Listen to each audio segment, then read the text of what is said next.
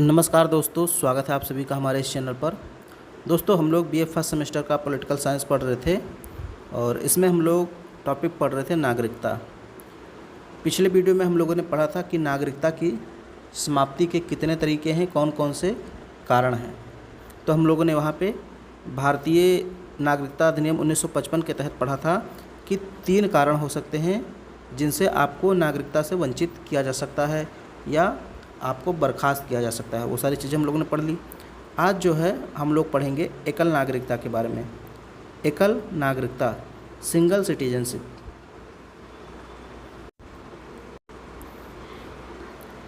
एकल नागरिकता भारतीय संविधान संघीय संविधान है। भारतीय संविधान कैसा है? एक संघीय संविधान है और इसने दोहरी राज पद्धति केंद्र एवं राज्य को अपनाया है।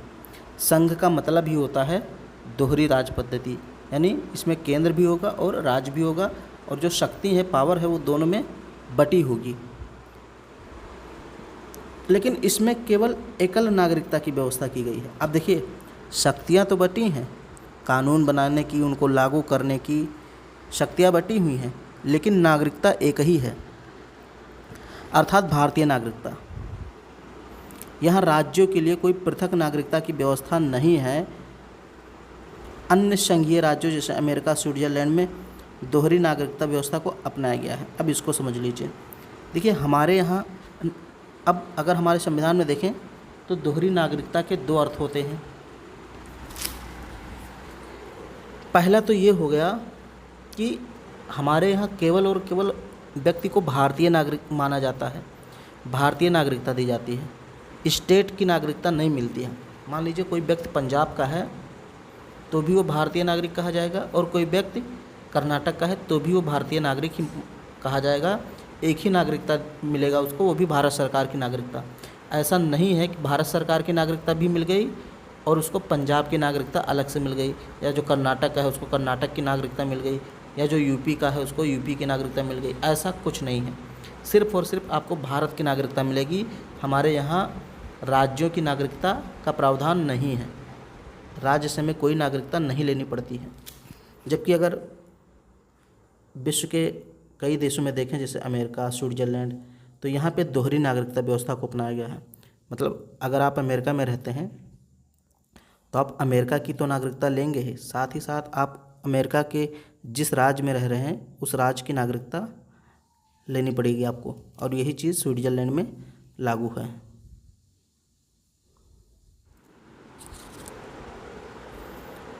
अमेरिका में प्रत्येक व्यक्ति न केवल अमेरिका का नागरिक है वरन उस राज्य विशेष का भी नागरिक है जहां वह रहता है। तो वही चीज़ मैंने बताया कि अमेरिका में ये होता है कि भाई आप अमेरिका के तो नागरिक रहेंगे, साथ ही उस राज्य के भी नागरिक रहेंगे जिस राज्य में आप रहते हैं। इसी तरह उसे दोहरी नागरिकता प्राप्त है। इसी संदर्भ में उसे राष्ट्रीय सरकार एवं राज्य सरकार के दोहरे अधिकार भी प्राप्त हैं। जब नागरिकता दोहरी है तो 2 तरह के अधिकार भी उसको प्राप्त हैं, यानी एक राज्य वाला और एक केंद्र वाला।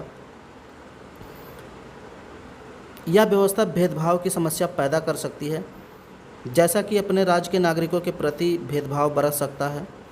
राज्य जो है वो अपने नागरिकों के प्रति भेदभाव बरत सकता है, दूसरे राज्य के नागरिकों के साथ भेदभाव कर सकता है।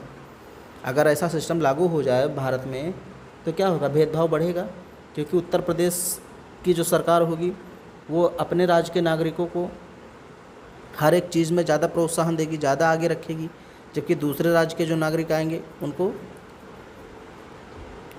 कम दर्जा दिया जाएगा या नीचा दर्जा दिया जाएगा, भेदभाव हो जाएगा। मताधिकार, भेदभाव कैसे होगा? मताधिकार में हो जाएगा, सार्वजनिक पदों को लेकर के हो जाएगा।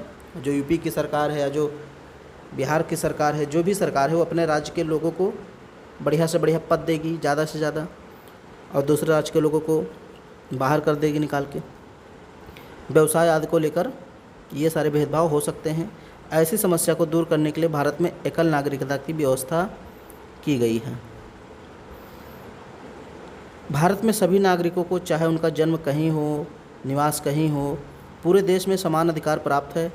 उनके बीच किसी तरह का भेदभाव नहीं किया जाता है। हालांकि भेदभाव रहित इस व्यवस्था में कुछ अपवाद भी हैं। मतलब कुछ चीज़ें हैं जहाँ पे राज्य भेदभाव कर सकता है थोड़ा बहुत। अब यहाँ पे बताया गया है पहला है संसद, अनुच्छेद 16 के तहत। अनुच्छेद 16 में आपको पढ़ाऊंगा डिटेल में, जब मूल अधिकार पढ़ाऊंगा तो वहाँ पढ़ाऊंगा।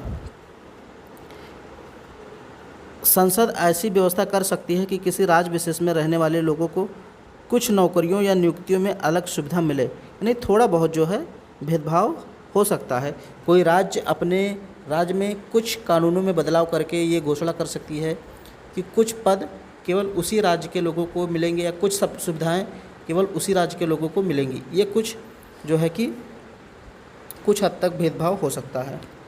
यह सुविधा उस राज्य केंद्र शासित प्रदेश के तहत स्थानीय या अन्य प्रशासन के तहत हो सकती है। संसद ने इसी से संबंधित सार्वजनिक रोजगार निवासी के रूप में जरूरत अधिनियम 1957 को प्रभावी बनाया। भारत सरकार को यह अधिकार दिया गया कि गैर राजपत्रित पदों पर नियुक्ति के लिए आंध्र प्रदेश, हिमाचल प्रदेश, मणिपुर और त्रिपुरा के लिए निवास की अनिवार्यता करे। मतलब ये जो बनाया गया, कुछ राज्यों को विशेष राज्य का दर्जा दिया गया है, तो उसमें ये सारी चीज़ें लागू हैं कि अगर वहाँ किसी प्रकार की आप सुविधा लेना चाहते हैं तो आपको वहाँ का निवासी होना चाहिए। हालांकि 1974 में ये सारी चीज़ें समाप्त हो गई। जैसे कुछ राज्यों के लिए बनाया गया था, आंध्र प्रदेश, हिमाचल प्रदेश, मणिपुर, त्रिपुरा, यहाँ पे वहाँ की निवास की अनिवार्यता कर दी गई थी। मतलब अगर आपको वहाँ की कुछ सुविधाओं को लेना है, सारी नहीं लेकिन कुछ सुविधाओं को लेना है, तो वहाँ के निवासी होना ज़रूरी था। लेकिन बाद में इस प्रक्रिया को समाप्त कर दिया गया। और अभी अगर देखें तो आंध्र प्रदेश और तेलंगाना को छोड़कर किसी भी राज्य में ऐसी व्यवस्था नहीं है। कैसी व्यवस्था है? व्यवस्था ये कि उस राज्य का अगर आपको कोई सुविधा लेना है, कोई विशेष सुविधा लेना है, तो जो है आपको उस राज्य का निवासी होना चाहिए।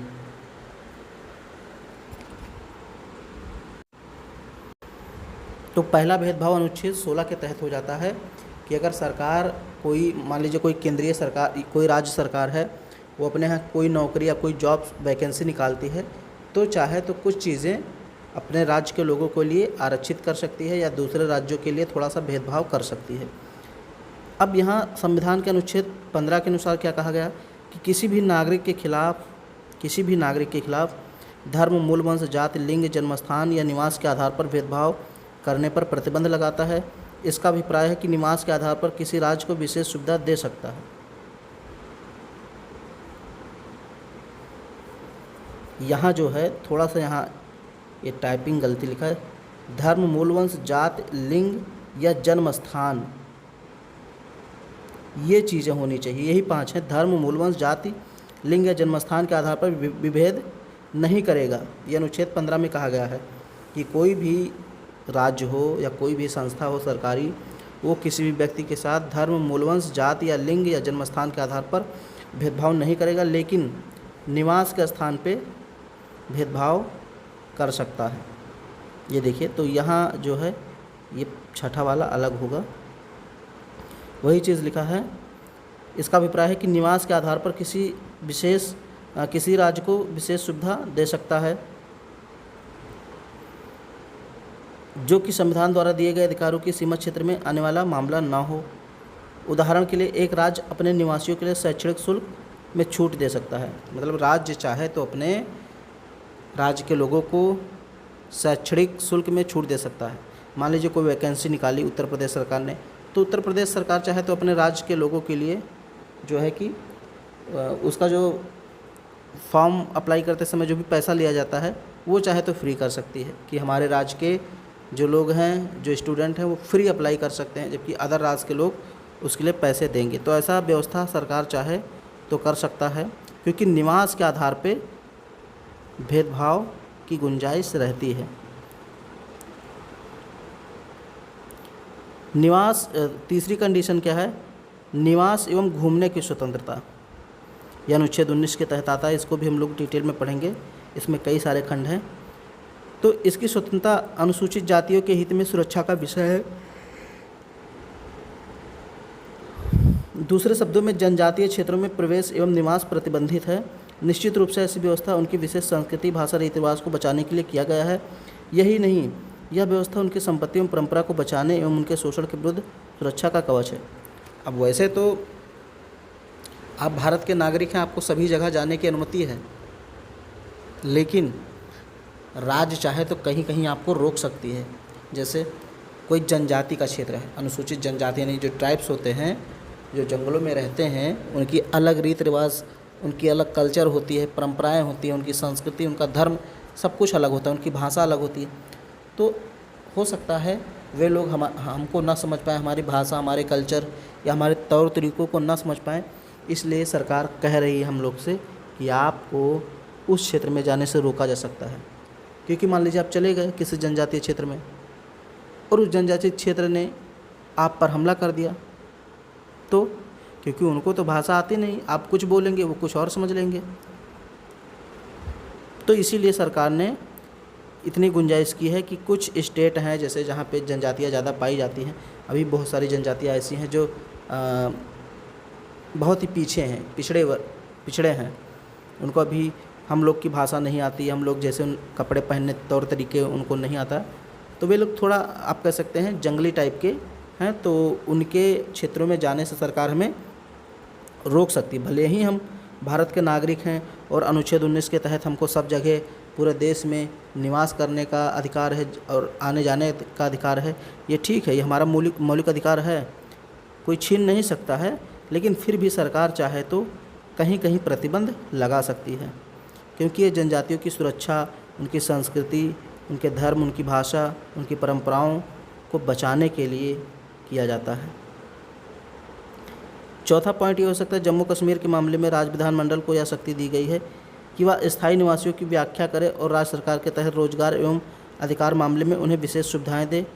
ये सुविधाएं राज्य में संपत्ति अधिग्रहण, राज्य में निवास और छात्रवृत्ति या अन्य सरकारी व्यवस्थाओं के अनुसार हो सकता है।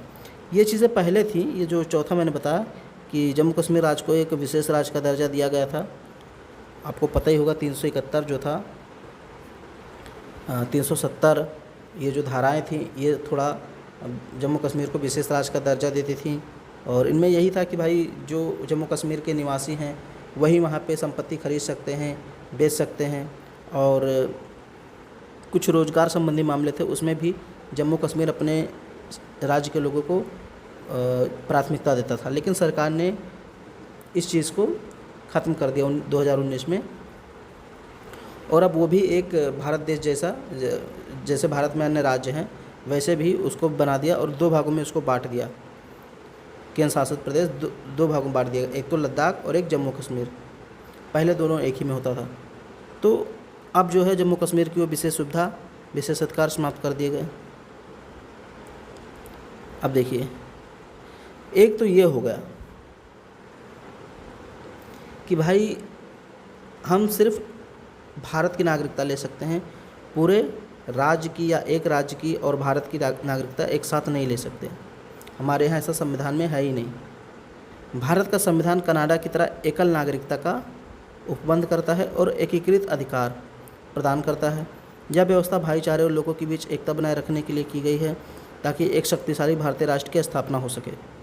तो मतलब क्यों की गई है एकल नागरिकता? ताकि हम लोग गर्व से कह सकें हम एक हैं, एक भारतीय हैं।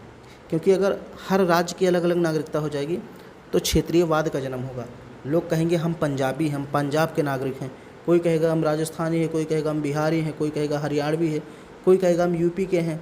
तो इस तरह से क्या हो जाएगा कि अलग अलग क्षेत्रीयवाद की भावना पनपेगी और भारत कहीं ना कहीं टूटने लगेगा। तो इसलिए भारत को एक करने के लिए, एक रखने के लिए एकल नागरिकता अपनाई गई है ताकि सभी लोग गर्व से कह सकें कि हम भी भारतीय हैं, हम भी भारतीय हैं, हम भारतीय भाई भाई हैं। इसके बावजूद भी भारत में सांप्रदायिक दंगे होते हैं, वर्ग संघर्ष होता है, जातीय युद्ध होते हैं, भाषा विवाद आदि होते रहते हैं। इस तरह संविधान निर्माताओं का एकीकृत भारतीय राष्ट्रीय निर्माण का लक्ष्य पूरा नहीं किया जा सका। यानी जो उन्होंने चाहा था कि भारत एक रहे, वो चीज़ें हैं तो, लेकिन फिर भी बहुत सारी चीज़ें, बहुत सारी कमियां भी रह गई हैं और उस लक्ष्य को भी पूरा नहीं किया जा सका है। तो ये एकल नागरिकता क्या है आपको समझ में आ गया होगा। हाँ, इसमें एक चीज़ और है। एक चीज़ तो मैंने बताया कि भाई भारत का नागरिक जो है वो किसी राज्य का नागरिक नहीं होगा, वो सिर्फ भारत का नागरिक होगा। तो और एक चीज़ ये भी हो सकता है कि मान लीजिए कोई व्यक्ति भारत का नागरिक है, वो किसी अन्य देश का भी नागरिक नहीं हो सकता। दूसरा यही होगा कि भाई मान लीजिए आप भारत के नागरिक हैं तो आप साथ साथ अमेरिका के नागरिक नहीं हो सकते। अगर आप अमेरिका के नागरिक बनते हैं तो आपकी भारतीय नागरिकता समाप्त हो जाएगी। ये मैंने आपको कल बताया था। तो दोहरी नागरिकता के दो अर्थ होते हैं। पहला, अपने ही राज्य और अपने ही देश दोनों की नागरिकता नहीं ले सकते, यानी सिर्फ आपको भारतीय नागरिकता मिलेगी, भारत सरकार केंद्र की नागरिकता मिलेगी। दूसरी चीज़ ये है कि आप दो देशों की नागरिकता एक साथ नहीं ले सकते, या तो भारत की ही लेंगे या तो किसी विदेशी राज्य की लेंगे। तो उम्मीद करता हूँ वीडियो आपको पसंद आया होगा। इसको लाइक कीजिए, चैनल को सब्सक्राइब कीजिए और अपने सभी दोस्तों में शेयर कीजिए।